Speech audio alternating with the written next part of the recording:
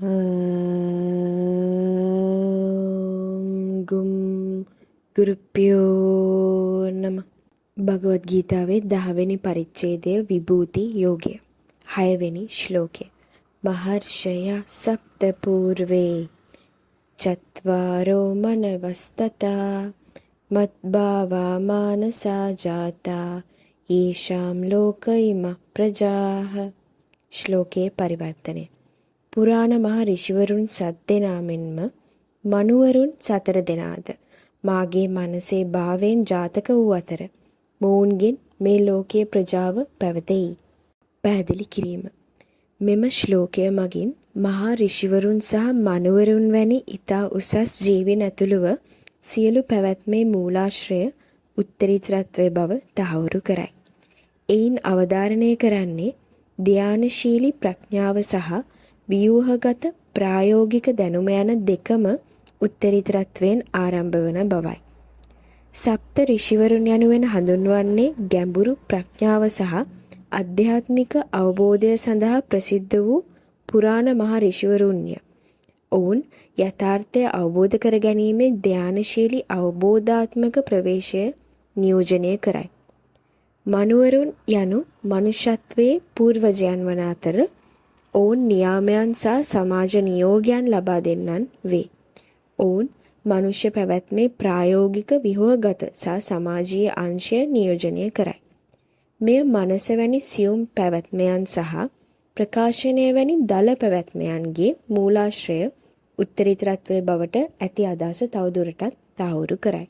එපමණක් නොව එය සියලු මානව සමාජයේ සහ සංස්කෘතියේ පරම මූලාශ්‍රයද වේ. මෙම ශ්ලෝකයේ පිළිබඳ ඇති ප්‍රායෝගික අවබෝධය මගින් මූලික මිනිස් ප්‍රවණතා දෙකක් පවතින බව ඉස්මතු කරයි. එය ධානය සහ ක්‍රියාව හෝ අන්තර්ඥානය සහ ව්‍යුහගත දැනුම වේ. උත්තරීතරත්වයේ මෙම ප්‍රවණතා දෙකෙහිම ආරම්භය වන බව මෙහි ප්‍රකාශ කරයි. සමහර පුද්ගලයන් ස්වභාවයෙන්ම ධානය කිරීමට, අභ්‍යන්තර විමර්ශනයට සහ අභ්‍යන්තර ප්‍රඥාව සෙවීමට නැඹුරු වෙති. අනෙක් අය ක්‍රියාව, සංවිධානය සහ මෙලොව අනුපිළිවෙල සැකසීම කෙරෙහි වැඩි අවධානයක් යොමු කරයි. මෙය ගෘහ නිර්මාණ ශිල්පියෙකු සහ මූර්ති ශිල්පියෙකුගේ උපමාව තුළින් තවදුරටත් තේරුම් ගත හැකිය. ගෘහ නිර්මාණ ශිල්පියා විහුවගත දැනුම නියෝජනය කරයි. ඔහු పూర్ව නිශ්චිත සැලසුම්, මිනුම් සහ ගණනය කිරීම මත රඳා පවතී. ඔහුගේ ප්‍රඥාව මූලික වශයෙන් බුද්ධිමය සහ සංකල්පීය වන අතර එය පැහැදිලි සැලසුම් සහ සංග්‍රහ කළ මූලධර්ම හරහා ප්‍රකාශ වේ.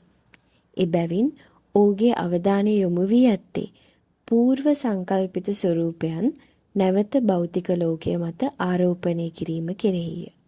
අනෙක් අතට මූර්ති ශිල්පියා අන්තර්ඥානය නියෝජනය කරයි.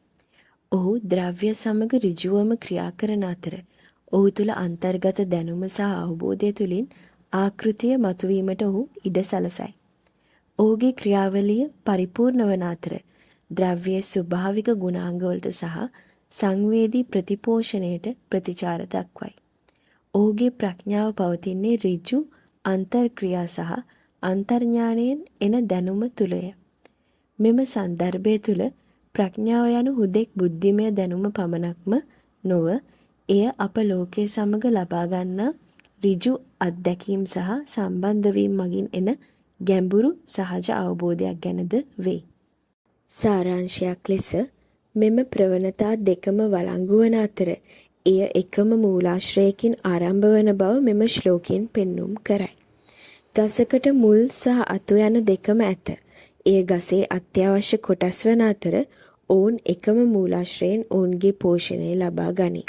ඒ හා සමානව ධානය සහ ක්‍රියාව යන දෙකම මනුෂ්‍ය පැවැත්මේ අවශ්‍ය අංග වන අතර ඒවායේ මූලාරම්භය උත්තරීතරත්වය වේ. මෙහි පළ කර ඇති දැනුම ඔබට ප්‍රයෝජනවත් වූයේ නම් මෙම නාලිකාවට සබ්ස්ක්‍රයිබ් කර සද්ධර්මයේ බෙදා හැරීමට සහයෝගය දක්වන්න. මෙම ශ්ලෝකයන් ඇත්තේ සංස්කෘත භාෂාවෙන් වන අතර අපි පරිවර්තනය කිරීමට උත්සාහ කරන භාෂාවේ සීමාවන් ඇත. එබැවින් පරිවර්තනයේදී එය නිවැරදිව ඒ ආකාරයෙන්ම පරිවර්තනය වන්නේ නැත. මේ පිළිබඳව ඔබට උපරිම අවබෝධයක් ලබා ගැනීම සඳහා ගුරුදේවයන් වෙත ඔබගේ ප්‍රශ්න ඉදිරිපත් කළ යුතු අතර එයට පිළිතුරු ගුරුදේවයන්ගෙන් ලැබෙනු ඇත. අපට මාර්ගයේ ගමන් කිරීම සඳහා මෙය සාධනා මාර්ගයයි. පහත කමෙන්ට් කර හෝ මෙම දුරකථන අංකයෙන් අප සම්බන්ධ වී ඔබගේ ගැටලු යොමු කිරීමට හැක. 074 280719 ගුරුගේ ආශිර්වාදය ඔබ සැමට.